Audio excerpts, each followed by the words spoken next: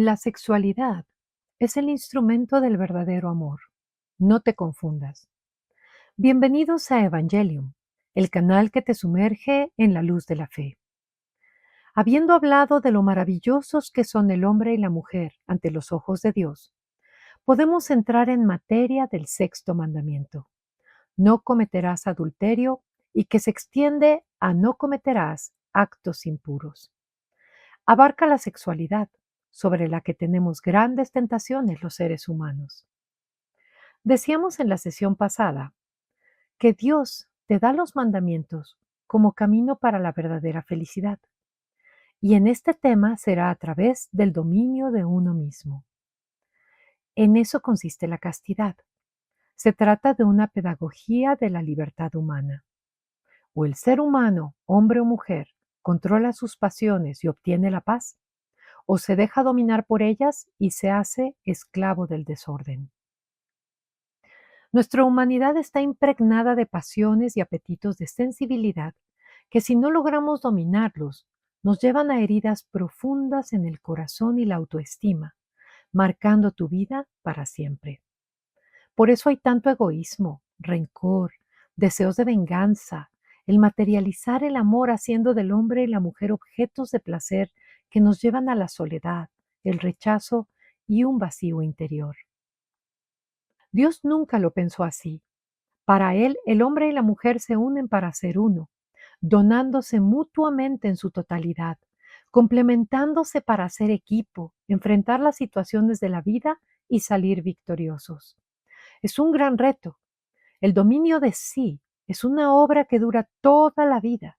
Supone un esfuerzo reiterado en todas las edades y abarca desde la forma como nos dirigimos a las demás personas hasta poner mis habilidades al servicio de la relación más que para aprovecharlas en mi favor y obtener lo que yo quiero. Al dominio de sí mismo se le llama templanza y se va logrando poco a poco. Esta pasa por la imperfección y muy a menudo por el pecado. Caemos muy fácilmente, pero recuerda que tenemos la gracia que Dios nos regala en los sacramentos. Cuesta trabajo, por supuesto, pero cada vez que caigas o flaquees, acude al sacramento de la reconciliación y con ese arrepentimiento busca la fuerza del Espíritu en la comunión. Como escribió el Papa Juan Pablo II, el hombre se construye día a día con sus opciones numerosas y libres. No te esclavices a tus pasiones. Toma el control. La castidad frente al amor es una escuela de donación de la persona. Se desarrolla en la amistad entre personas del mismo sexo o de sexos distintos y nos conduce a la comunión espiritual. No es represión, sino integración ordenada del amor y de la sexualidad. Aprender a amar como Dios ama, con libertad, verdad y entrega. No se trata de no hacer, sino de amar sin usar, respetar la dignidad del otro e integrar el cuerpo y el espíritu. La castidad no es negar el amor, sino ordenarlo para que sea verdadero. Existen diferentes géneros de la castidad. Es esta la que califica a las personas según su estado de vida, virginidad o celibato consagrado, que facilita dedicarse a Dios con un solo corazón, la castidad en el matrimonio y en el celibato, esto es, en la soltería. Las personas casadas son llamadas a vivir la castidad conyugal, que no significa abstinencia, sino vivir la sexualidad con fidelidad exclusiva entre los esposos, respeto y entrega de un amor total, no utilizando al otro como objeto, y con apertura a la vida, esto es, no cerrándose egoístamente a la fecundidad. El papel de la castidad es purificar el amor, no eliminarlo. La castidad vivida por los que no están casados consiste en abstenerse de relaciones sexuales y aprender a amar de forma ordenada. Implica el dominio de sí mismo, respeto al propio cuerpo y al de los demás, y preparación para una posible vocación futura, llámese el matrimonio o la vida consagrada. La castidad de aquellos que han entregado su vida completamente a Dios, como son los sacerdotes y los religiosos, está inspirada en la vida de Jesucristo, quien vivió en celibato como expresión de amor total al Padre y a la humanidad. Conlleva la renuncia al matrimonio por amor a Dios, entrega total al servicio del reino y un amor universal, esto es, no exclusivo. Los novios están llamados a vivir la castidad en continencia, y es en ese dominio que irán descubriendo el respeto mutuo, se empieza a gestar un aprendizaje de la fidelidad y se mantiene la ilusión y la esperanza de recibirse el uno al otro en el matrimonio. Las ofensas graves a la castidad son la lujuria, que se define como el deseo del placer sexual separado de la donación derivada del amor y de la finalidad de la procreación. Este deseo desenfrenado ha dado lugar al aborto, al divorcio y al derrumbamiento de familias enteras. La masturbación es otra manera de violentar este mandamiento y es el acto de excitación voluntaria para obtener un placer carnal. Para determinar la responsabilidad moral en este rubro, la Iglesia se basa en dos factores: el acto en sí, al que considera desordenado, y la responsabilidad personal, que puede variar según la persona. El catecismo menciona elementos que pueden disminuir o incluso reducir notablemente la culpabilidad, y que son la inmadurez afectiva, que significa que la persona no ha desarrollado plenamente su capacidad de amar de forma integrada, esto es, le cuesta manejar emociones, confunde afecto con deseo o busca compensar carencias emocionales. Un claro ejemplo es un adolescente que vive soledad o falta de afecto en casa, descubre su sexualidad sin orientación o busca consuelo en conductas impulsivas.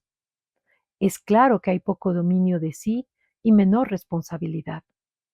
San Agustín tuvo que lidiar con esta lucha interior dentro de su corazón y lo expresa como yo era esclavo de mis pasiones. No justifica el pecado, pero reconoce que la debilidad humana y la inmadurez afectan la libertad. Otro factor sería la fuerza de los hábitos contraídos. Se refiere a una conducta habitual o incluso adictiva. Esto es, que se ha repetido tanto que se vuelve casi automática. Disminuye la libertad plena y cuesta mucho romperla. Un ejemplo puede ser una persona que comenzó desde la adolescencia, lo ha repetido por muchos años e intenta dejarlo, pero recae constantemente. Dice San Juan Crisóstomo, el hábito, si no se resiste, se convierte en necesidad, encadenando la voluntad. Pero con esfuerzo y la gracia del sacramento de la reconciliación y la comunión, puede romperse. Vivir en estado de angustia es otro factor que puede disminuir la responsabilidad moral, haciendo referencia a una persona que vive ansiedad, estrés intenso o tristeza profunda y hace uso de esta conducta como escape, consuelo o regulación emocional. Por ejemplo, una persona que está pasando por una crisis, ya sea de la muerte de un ser querido, presión laboral o soledad, y recurre a este acto como alivio momentáneo. Como puedes darte cuenta, el acto no nace tanto de la decisión libre, sino de una fragilidad emocional. San Gregorio Magno enseña que las pasiones se intensifican cuando el alma está turbada. Otros factores son psíquicos, como pueden ser trastornos emocionales, dependencias, historia personal de heridas y abusos, o factores sociales, como la hipersexualización del ambiente, el acceso fácil a contenido explícito y presión cultural. Podemos ejemplificar mencionando a una persona que creció expuesta a la pornografía desde muy joven. Vive en un entorno que normaliza estas conductas y nunca recibió formación afectiva. Al respecto, San Basilio Magno subraya la importancia del entorno al expresar que el alma se forma según aquello que frecuenta. La Iglesia no juzga automáticamente, sino que discierne y toma en cuenta que no todos los casos son iguales, y Dios conoce el corazón de cada persona. Y todo esto sirve para comprender y acompañar. Aprender a dominarse uno mismo es un proceso. Se falta de manera grave a este mandamiento con la fornicación, que es la unión carnal de un hombre con una mujer fuera del matrimonio. Nos tiene que quedar claro que Dios no prohíbe el amor, sino que lo protege. El catecismo enseña que este acto es contrario a la dignidad de la persona y al sentido de la sexualidad, porque se separa del compromiso total y definitivo del matrimonio. No garantiza el bien integral de los esposos y no asegura el contexto adecuado para los hijos. Es materia grave porque la sexualidad, repito, está ordenada a la entrega total y a la apertura de la vida. Y fuera del matrimonio, esa entrega no es total, puesto que falta el compromiso definitivo. Puede volverse uso del otro y carece de estabilidad y responsabilidad plena. El Papa Juan Pablo II, en su Teología del Cuerpo, menciona que el cuerpo tiene un lenguaje que debe decir la verdad del amor. En la fornicación el cuerpo dice, me entrego totalmente, pero la realidad es que no hay un compromiso definitivo. Por eso insiste, el amor verdadero implica responsabilidad y don total, no solo emoción o deseo. En la encíclica Deus Caritas Est, el Papa Benedicto enseña que el amor se integra por el deseo, eros, y la donación, ágape. Cuando el eros se separa del amor verdadero, se reduce a búsqueda de placer y pierde su dignidad. Algunos ejemplos pueden ser una pareja que se quiere pero evita el compromiso definitivo, o relaciones donde uno busca afecto y el otro solo placer. Se generan vínculos inestables que terminan dejando heridas. No se trata de una norma moral, sino de una cuestión de cómo amar bien sin dañarse. Otra falta grave es la pornografía, que consiste en sacar de la intimidad actos sexuales, reales o simulados, para exhibirlos ante terceras personas. La Iglesia no ve solo imágenes, sino lo que se produce en el corazón humano. La pornografía convierte a la persona en objeto, separa la sexualidad del amor y alimenta el mirar de manera utilitaria al otro. El problema profundo es que la persona deja de ser vista como alguien a quien amar y pasa a ser algo que usar. Se puede volver un vicio generando una dependencia y aislamiento afectivo.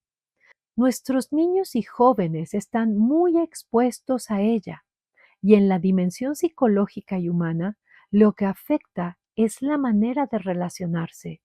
Distorsiona la visión del amor y del cuerpo, generando desensibilización emocional, ansiedad y soledad. Decía el Papa Francisco que el acceso constante por Internet de la pornografía facilita la esclavitud interior, debilitando el corazón y la capacidad de amar auténticamente. El Papa Benedicto XVI, en su reflexión sobre el amor humano, explica que cuando la sexualidad se separa del amor verdadero, la persona termina vaciándose interiormente. La pureza a la que nos invita este mandamiento no consiste en despreciar el cuerpo, sino en aprender a mirar y amar a las personas con dignidad. La prostitución y la violación son faltas graves al sexto mandamiento porque atentan contra la dignidad de la persona, puesto que queda reducida al placer carnal que se saca de ella. Con la primera se lucra y con la segunda se fuerza o agrede la intimidad sexual de la persona. En el rubro de la pureza entra también el tema de la homosexualidad, que se define como la atracción sexual hacia personas del mismo sexo. Su origen psíquico permanece inexplicado y la Iglesia los considera actos desordenados contrarios a la ley natural, porque cierran el acto sexual al don de la vida y no proceden de una verdadera complementariedad afectiva y sexual. El catecismo establece que las personas que presentan estas tendencias deben ser acogidas con respeto, compasión y delicadeza, evitando todo signo de discriminación injusta. La tendencia homosexual no es pecado en sí misma y constituye una dificultad profunda para algunas personas. Están llamadas a la castidad, es decir, a la continencia, mediante el ejercicio de dominio de sí mismas, educando la libertad interior. Mediante el apoyo de una amistad desinteresada, de la oración y la gracia sacramental, pueden irse acercando gradualmente a la perfección cristiana. Al respecto, el Papa Francisco insistió mucho en la acogida pastoral, porque nadie debe ser rechazado por la Iglesia. El Papa Juan Pablo II enfatizó en la dignidad de la persona humana, porque la identidad más profunda es ser hijo de Dios. El catecismo no presenta el sexto mandamiento como una lista de prohibiciones sexuales. En realidad, una parte importante la dedica a hablar del amor de los esposos, la dignidad del matrimonio y la belleza de la sexualidad vivida según el plan de Dios. Nuestra doctrina cristiana establece que la sexualidad no puede separarse del verdadero amor, ni el amor verdadero puede separarse de la entrega responsable. De aquí que el sexto mandamiento protege el cuerpo, el matrimonio, el amor y la dignidad humanas. La intimidad entre el hombre y la mujer no es algo meramente biológico, es una donación recíproca en la que se enriquecen el uno al otro con alegría y gratitud, experimentando un placer y satisfacción del cuerpo y del espíritu. El matrimonio está llamado a la fidelidad y a la fecundidad. El Papa Juan Pablo II nos enseña que la fidelidad no limita el amor, sino que lo hace maduro y verdadero. San Juan Crisóstomo tiene una frase hermosa al respecto y que dice: Te he tomado en mis brazos, te amo y te prefiero a mi vida. Porque la vida presente no es nada, te ruego, te pido que hagamos todo lo posible para que de tal manera vivamos la vida presente que allá, en la otra, podamos vivir juntos con plena seguridad. Pongo tu amor por encima de todo y nada me será más penoso que apartarme alguna vez de ti. El Papa Francisco, en su encíclica Amoris Laetitia, subraya que el amor duradero se construye día a día a través de pequeños gestos, paciencia, perdón y tiempo compartido. El Papa Benedicto escribió que el amor necesita estabilidad, compromiso y permanencia. En otras palabras, sin fidelidad, el amor se volvería algo pasajero y utilitario, como se vive hoy en día. Se ha promovido el satisfacer el deseo y el placer momentáneos y dejar atrás el compromiso y la entrega. Sin embargo, muchas relaciones modernas buscan amor sincero, pero a veces evitan el compromiso por miedo, inseguridad o por la cultura actual. La Iglesia propone el matrimonio no para limitar el amor, sino para darle un hogar estable donde pueda crecer plenamente. La realidad es que el amor madura cuando pasa del sentimiento momentáneo a una decisión libre y estable de caminar juntos toda la vida. Por lo que respecta a la fecundidad, el amor auténtico siempre tiende a ser fecundo. Crea vida, esperanza, familia y bien para los demás. Los hijos no son una carga accidental del matrimonio, sino el fruto más hermoso del amor entre los esposos. La fecundidad no es solo tener hijos, es vivir un amor que da vida y no se encierra en sí mismo. Una persona fecunda es alguien que da vida a otros, ayuda a crecer y ama generosamente. Por eso un sacerdote, una religiosa, un maestro, unos abuelos también pueden vivir una fecundidad espiritual. Y te preguntarás, ¿y qué pasa con el matrimonio que no puede tener hijos? Es un matrimonio plenamente valioso y la fecundidad la pueden expresar mediante la adopción, el servicio, la educación, el acompañamiento a otros y la vida espiritual. En cuanto a la procreación, la Iglesia no te pide tener muchos hijos. El Catecismo, en el numeral 2368, dice: por razones justificadas, los esposos pueden querer espaciar los nacimientos de sus hijos. En este caso, deben cerciorarse que su deseo no nace del egoísmo, sino que es conforme a la justa generosidad de una paternidad responsable. Esta paternidad responsable se refiere a que los esposos, en uso de su libertad y voluntad, oran, dialogan, disciernen ante Dios y toman decisiones responsables sobre la llegada de los hijos. Los métodos moralmente aceptados son métodos naturales de regulación de la fertilidad y que son el método sintotérmico, el método Billings, observación del ciclo y la temperatura basal, buscando ante todo respetar el funcionamiento natural del cuerpo sin alterar artificialmente el acto conyugal. ¿Por qué la Iglesia acepta estos métodos? Porque considera que respetan la naturaleza del acto matrimonial, promueven el diálogo y el dominio de sí y mantienen unidos los significados de unión y procreación. En cuanto a las investigaciones que intentan reducir la esterilidad humana, deben alentarse siempre y cuando se pongan al servicio de la persona humana, de sus derechos inalienables, de su bien verdadero e integral según el plan y voluntad de Dios. Las técnicas que provocan la disociación de la paternidad por la intervención de una tercera persona extraña a los cónyuges, como es el caso de la donación del esperma o del óvulo y el préstamo del útero, lesionan el derecho del niño de nacer de un padre y una madre conocidos y ligados entre sí por el matrimonio, y quebrantan el derecho a llegar a ser padre y madre exclusivamente el uno a través del otro.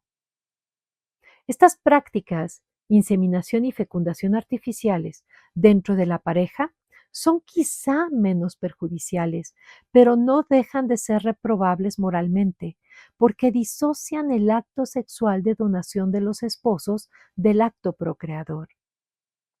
Las ofensas a la dignidad del matrimonio son el adulterio como ruptura de la fidelidad matrimonial, en donde una persona casada mantiene relaciones sexuales con alguien que no es su cónyuge o una persona soltera se involucra con alguien casado. El matrimonio implica exclusividad, permanencia y entrega total, y el adulterio se considera una falta grave porque hiere la alianza matrimonial, la confianza, la unidad familiar y muchas veces a los hijos. San Agustín lo considera una desfiguración del amor y una esclavitud de las pasiones. Quien rompe la fidelidad hiere no solo al otro, sino también su propia alma. Se trata de un deseo desordenado que puede destruir hogares y comunidades. San Juan Crisóstomo nos enseña que el adulterio comienza muchas veces en la mirada y el pensamiento. Las relaciones ocultas, la infidelidad emocional, dobles vidas digitales, conversaciones íntimas fuera del matrimonio y engaños persistentes son formas de darle entrada a esta ofensa. El divorcio hiere al matrimonio porque rompe la fidelidad prometida, la estabilidad familiar, la confianza y muchas veces afecta profundamente a los hijos. La Iglesia hace distinciones en cuanto a las razones de esta ofensa porque es muy diferente rechazar injustamente el compromiso matrimonial y otra muy distinta es sufrir abandono, violencia o situaciones graves. El Código de Derecho Canónico contempla el procedimiento de nulidad de matrimonio al que se puede acceder acudiendo al tribunal eclesiástico, porque la Iglesia no obliga a permanecer en situaciones abusivas provocadas por el engaño o inmadurez de uno de los cónyuges. La poligamia contradice radicalmente la comunión conyugal por tratarse de la situación en donde una persona tiene varios cónyuges al mismo tiempo. El matrimonio cristiano es una entrega total, exclusiva y recíproca. La poligamia, dice San Juan Crisóstomo, genera rivalidades, celos y desorden familiar. Atenta contra la igualdad entre el hombre y la mujer. Dios fue educando poco a poco a su pueblo. Aunque hubo prácticas antiguas como la poligamia, Jesús revela plenamente el matrimonio querido desde el principio, una unión fiel entre un hombre y una mujer. El matrimonio está llamado a reflejar un amor total y exclusivo, como el amor fiel de Cristo por su iglesia. El incesto es una relación sexual entre personas unidas por vínculos familiares cercanos donde existe parentesco. Es grave porque corrompe las relaciones familiares.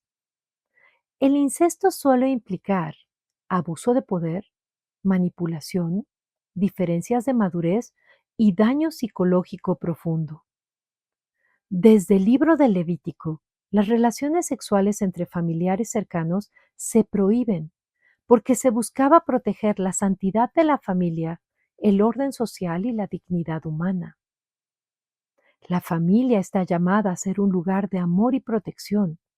El incesto destruye profundamente esa confianza y dignidad.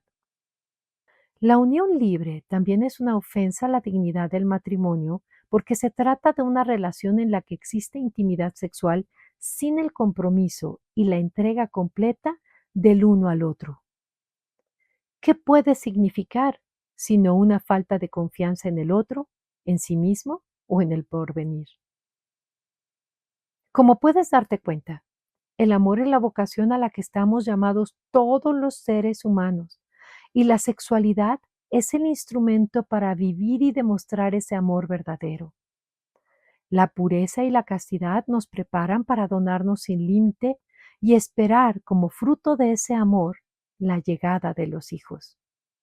Tomar conciencia de ello es dejar de lado todas aquellas actitudes que resaltan el egoísmo, desfiguran el amor transformándolo en un deseo momentáneo, sin compromiso, y haciendo de la llegada de los hijos un problema que buscan resolver con el aborto, con la bandera de soy libre y merezco ser feliz. Ese no es el camino.